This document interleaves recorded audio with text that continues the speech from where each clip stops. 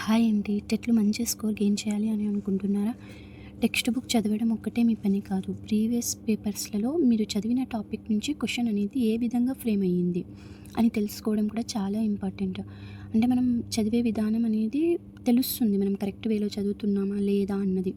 కాబట్టి previous year papers వీలైనంత వరకు మీకు ఎంత వీలైతే అన్ని ప్రీవియస్ ఇయర్ పేపర్స్‌ని ఒక్కసారి రివైజ్ చేయడానికి చూడండి.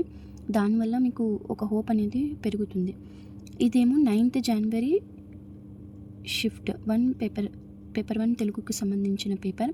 ఇందులో నేను ఓన్లీ తెలుగు సబ్జెక్ట్‌ని మాత్రమే ఎక్స్‌ప్లెయిన్ చేయాలి అనుకుంటున్నాను. ఫాస్ట్‌గా తెలుగు పేపర్‌ని ఒకసారి రివైజ్ చేద్దాం. ఒకవేళ మీకు ఇలాంటి వీడియోస్ ఇంకా కావాలి అనుకుంటే please subscribe to my channel. Let's start our video.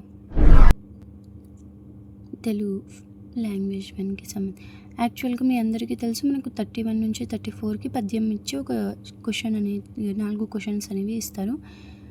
జీవులకు ప్రాణాధారమైనది ఏమిటి అంటే నీరు. ఈ పద్యంలో మాటకు సమానార్థక పదం ఏది? నుడువు అనేది మనకు నుడువు పద్యంలో కనిపిస్తుంది. నుడువు అనేది ఏంటి అంటే మనకు మాట అని అర్థం. పురుషులకు రత్న సమానమైనది ఏది? పురుషులకు రత్న సమానమైనది ఏది అంటే స్త్రీ అవుతుంది. అలంకారాదుల్లో శ్రేష్టమైనది ఏంటి? చీర అనేది శ్రేష్టమైనది. ఇక్కడ నన్నయ్య గురించి సంబంధించిన ఒక చిన్న పారాగ్రాఫ్ ఇచ్చిండు. 35 నుంచి 38 క్వశ్చన్స్ ఏమో మనకి పారాగ్రాఫ్కి సంబంధించింది. అయితే పారాగ్రాఫ్ చదువుకుంటూ టైం వేస్ట్ చేయకుండా డైరెక్ట్గా క్వశ్చన్స్లోకి వెళ్దాం. సావయ రస వృత్తి అనగా ఏంటి? రసమునందు వర్తించే వాక్యమే కావ్యం అని అర్థం. వాక్యం రసాత్మక కావ్యం అని అన్నది ఎవరు? విశ్వనాథుడు. మాటి మాటికి మననం చేయడం వలన ఆహ్లాదాన్ని కలిగించే దాన్ని అర్థాన్నిచ్చే కావ్య నిర్వచనం. ఆప్షన్ ఏంటి అంటే రమణీయార్థ ప్రతిపాదక శబ్ద కావ్యం. ముమ్మాటుని అభిప్రాయం ప్రకారం కావ్యం అంటే నియమాలు లేని ఆనందం మాత్రమే కలిగి ఉండి ఇతర ఆశయాలు అవసరం లేని రసభరిత మనోహరమైన రచన. నెక్స్ట్ ఉన్నది మనకు గ్రామర్కి సంబంధించింది.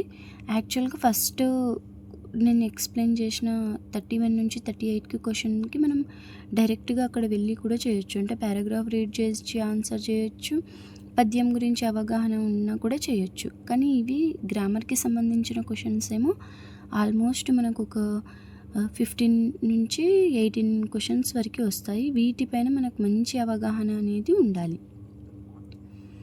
ఒకే రకమైన అచ్చులకు గల పేర్లు. ఒకే రకమైన అచ్చులు ఉంటే దాని సవర్ణాలు అని అంటారు.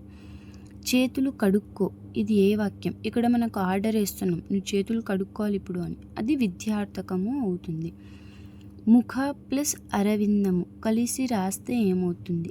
అకారానికి అకారం చేరితే ఆకారము అవుతుంది.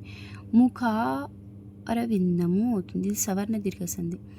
అందున్న ఏది విభక్తి? పంచమి విభక్తి కాదు, సప్తమి విభక్తి. అందున్న కండెన్ వలనన్ అంటేనేమో పంచమి.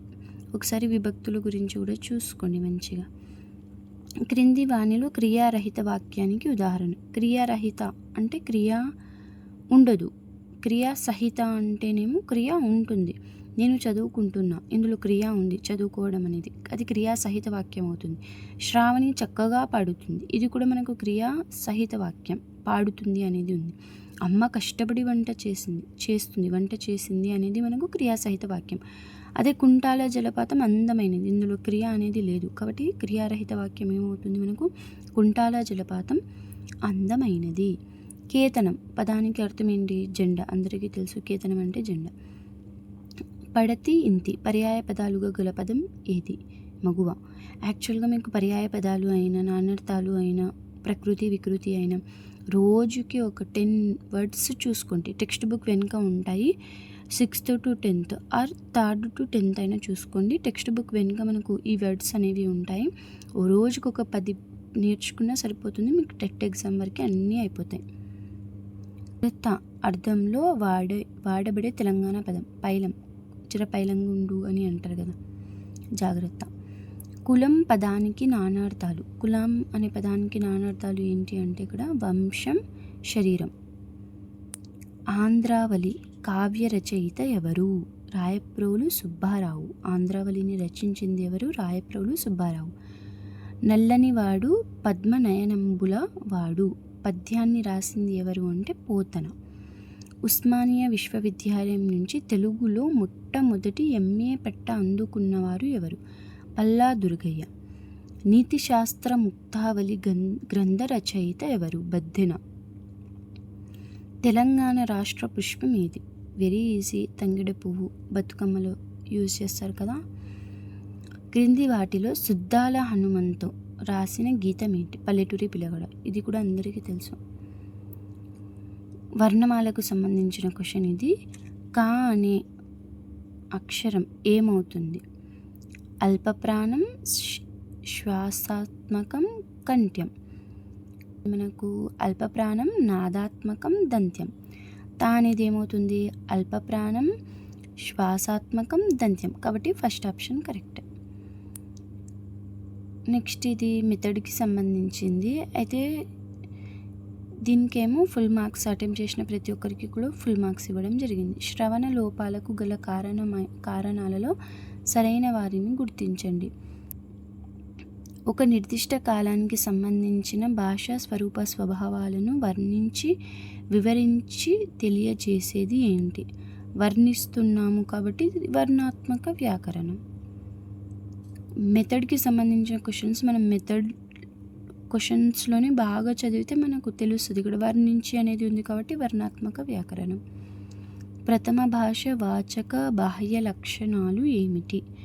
ముఖ చిత్రం, ముద్రణ, పరిమాణం, చిత్రాలు. ఇవన్నీ అనేవి బాహ్య లక్షణాలు, బయటకు కనిపిస్తాయి కదా. ముద్రణ కరెక్ట్గా ఉండాలి, పరిమాణం సైజ్ కరెక్ట్గా ఉండాలి, చిత్రాలు కూడా మంచిగా అట్రాక్టివ్గా ఉండాలి. న్యూరోఫోన్ను అభివృద్ధి చేయడం ద్వారా వినికిడి శక్తిని కోల్పోయిన వారు స్పష్టంగా వినగలిగేటట్టు చేయగలిగిన శాస్త్రజ్ఞుడు ఎవరు? ప్యాట్రిక్ ఫ్లనగల్. అంటే న్యూరోఫోన్ ఉపయోగించి కూడా మనం వినికిడి శక్తి కోల్పోయిన వాళ్ళు మళ్ళీ స్పష్టంగా వినగలుగుతారు. ఒక మంచి ప్రశ్నాపత్రం యొక్క లక్షణాలు. మంచి ప్రశ్నపత్రం ఎలా ఉండాలి? విశ్వసనీయత ఉండాలి, ప్రామాణికత ఉండాలి, వస్తునిష్టత ఉండాలి, ఔపయోగితగా కూడా ఉండాలి. దీంతో మన క్వశ్చన్స్ అనేవి కంప్లీట్ అయిపోయినాయి.